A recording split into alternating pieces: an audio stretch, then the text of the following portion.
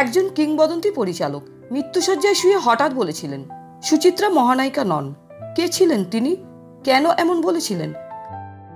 বাংলা সিনেমার আকাশে দুটি নাম আজও জ্বলজ্বল করে। একদিকে মহানায়ক উত্তম কুমার আর অন্যদিকে মহানায়িকা সুচিত্রা সেন।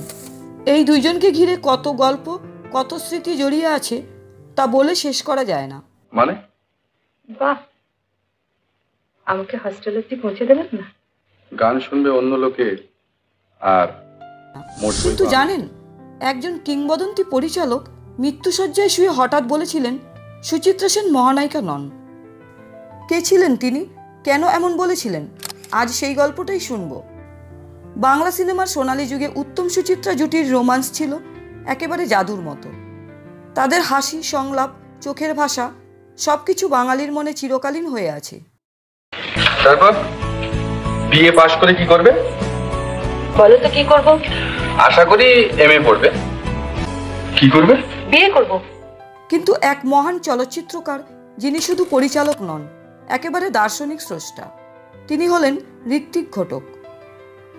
ঋত্বিক ঘটক কখনো উত্তম কুমারকে নিয়ে ছবি বানাননি। সুচিত্রা সেনকে নিয়ে একটি ছবি শুরু করেছিলেন, কিন্তু তা শেষ হয়ে ওঠেনি।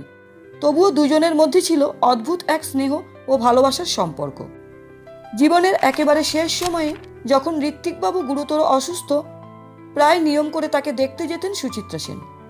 বেশি কথা বলতেন না, শুধু একটা ফলের ঝুড়ি হাতে, মুখে মিষ্টি হাসি নিয়ে পৌঁছে যেতেন তার প্রিয় ঋত্বিকদার কাছে। একদিন হাসপাতালের বিছানায় শুয়ে থাকা ঋত্বিক ঘটক হঠাৎ বললেন, তোমাকে সবাই মহানায়িকা বলে, কিন্তু আমি তা মনে করি না। চমকে গেলেন সুচিত্রা সেন। কিছুক্ষণ চুপ করে থেকে ঋত্বিকদা আবার বললেন, তুমি আমার কাছে মহানায়িকা নও, তুমি আমার কাছে দেবী, মায়ের মতো এক দেবী। যেভাবে তুমি আমার কাছে এসেছো, যত্ন নিয়েছো, সেভাবে কোনো মহানায়িকা আসে না।